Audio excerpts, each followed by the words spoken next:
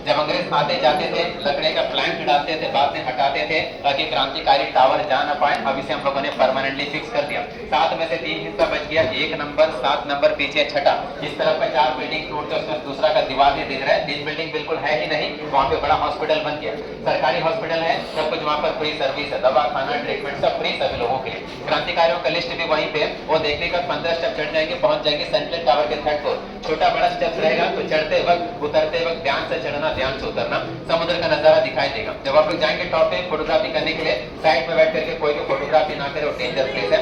समुद्र के भी छोटा सा आइलैंड दिखेगा, लाल कलर के मकान होंगे, काफी सारे नाम, नेताजी सुभाष चंद्र बोस आइलैंड, पुराना नाम रॉस आइलैंड, अंग्रेजों का राजधानी था, पेरिस ऑफ ईस्ट कहा जाता था। इतना डेवलपमेंट था, सब कुछ खराब हो गया। आज जब जाएंगे वहां घूमने, टूटा हुआ खंड है, कुछ बिल्डिंग को मेंटेन करके रखा है, हिरन है, मोर है, देखने को मिलेगा।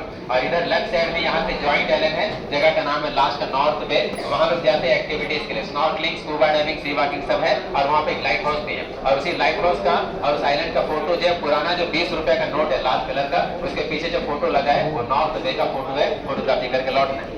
जेल को अंग्रेजों ने बंद कर दिया सेकेंड वर्ल्ड वॉर से पहले। सितंबर 1937 से लेकर जनवरी 1938 सारे क्रांतिकारियों को वापस मेनलैंड भेज दिया, और 80 साल के बाद काला पानी का सजा बंद हो गया अंडमान में। काला पानी का सजा 1858 में शुरू हुआ था, वाइपर आइलैंड, 1938 में यहाँ पे आके खत्म हो गया।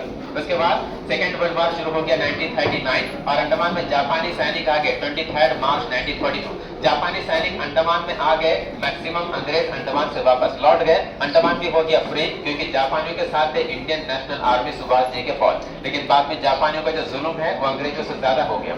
1858 में जिन कैदियों को अंडमान भेजा था अंग्रेजों ने, उनको तो अंग्रेजों ने अंडमान में बसा दिया था, यही रहो। अब उनके जो जनरेशन थे उसमें थे पढ़े लिखे लोग थे, INA के मेंबर थे, इंडियन इंडिपेंडेंट लीग के मेंबर्स थे। जापानी से सोचने लगे कि इनमें से कुछ लोग अंग्रेजों के साथ मिले हुए हैं या उनके लिए जासूसी कर रहे हैं। जासूसी के आरोप में काफी क्रांतिकारियों को जेल में बंद किया, खूब टॉर्चर किया, और बहुतों को जेल से बाहर ले जाकर गोलियों से भून भी दिया। उसी के बीच नेताजी सुभाष चंद्र बोस जी अंडमान आए थे। नेताजी इंडियन नेशनल आर्मी के सुप्रीम कमांडर थे। उनका अंडमान का 3 दिन का विजिट था, दिसंबर 29, 30, 31, 1943। 30 दिसंबर 1943 सुभाष जी ने इस जेल का विजिट किया था। फिर यहाँ से लौटने के बाद जेल से आगे को जाएंगे, लगभग 500-600 मीटर की दूरी पर है, जिनका नाम मैदान भी है, अंडमान क्लब भी है। वहीं पे उन्होंने देश का पहला तिरंगा झंडा फहराया था, और अंडमान निकोबार द्वीप समूह को 2 नाम दिया। अंडमान का नाम रखा शहीद द्वीप, निकोबार का स्वराज द्वीप। आज यही दोनों नाम नील आइलैंड, हैवलॉक आइलैंड का हो गया।